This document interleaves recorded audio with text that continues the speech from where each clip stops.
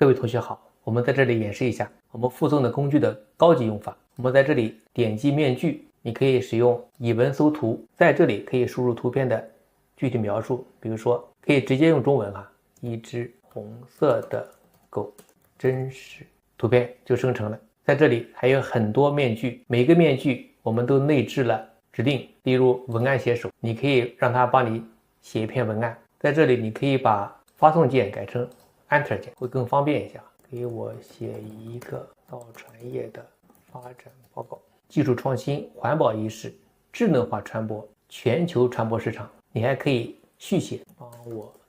详细展开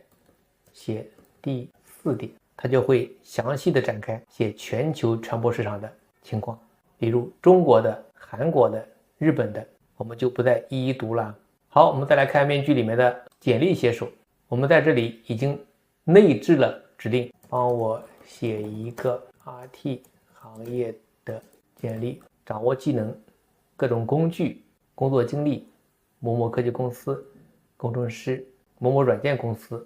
项目经历、电子商务网站搭建、项目名称、个人价值、关于我本人都给你写得很详细当然你可以根据自己的情况进行调整。我们再来看小红书，小红书的特点呢是有很多表情符号，帮我写一篇湖南臭豆腐的美食报告。你看，炸制后具有金黄酥脆的外表，一口咬下去却能享受到绵软内里的口感，回味间那股浓郁的臭气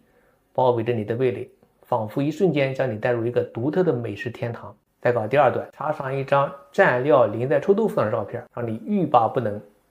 忍不住咽下口水了吧。在第3段，文化和历史，湖南臭豆腐不仅是一种食物，更是湖南文化的一部分。尝一口湖南臭豆腐，仿佛也感受到了湖南人的热情和淳朴。我们再来看心理医生，我们已经给你内置了指令，你现在是世界上最优秀的心理咨询师，具有能力和资质，并且具有强烈的同理心，还能替你保密，而且是有非常高深的博士资格。我最近感到很抑郁，经常很不开心，能帮我分析一下吗？他就会告诉你，建立良好的支持系统，寻求专业的帮助，自我照顾，例如做一些深呼吸、冥想、运动，寻找乐趣和意义，以及避免消极思维模式。如果你对其中的一点比较感兴趣，你还可以进一步去咨询，比如说能帮我讲讲第3点吗？第3点是什么？自我照顾，他就会给你展开写如何进行规律的作息，如何进行均衡的饮食，吃哪些东西，不吃哪些东西，增加蔬菜水果、全谷物、健康脂肪蛋白质，同时减少加工食品、糖和咖啡因的摄入，适量的运动，比如说散步、慢跑、瑜伽或者游泳，放松技巧，冥想或者冥想音乐，照顾情感需求，给自己时间空间去处理情绪，写写日记画画画跟朋友们交流一下。好，我们再来看一个英专写手，在这里你可以把任意的中文和英文甚至其他语言都让它给你翻译过来，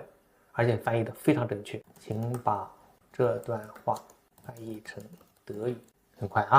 非常快。我们再来看一个职业顾问、互联网写手、语言检测器，这些就留给大家一一去探索吧。另外这里面的悠悠模式就不要使用，这个是后台的一种实验。总之你可以用合适的面具为你做很多事情，你也可以直接与它对话，取得你想要的答案。好，我们这节课就到这里，谢谢大家。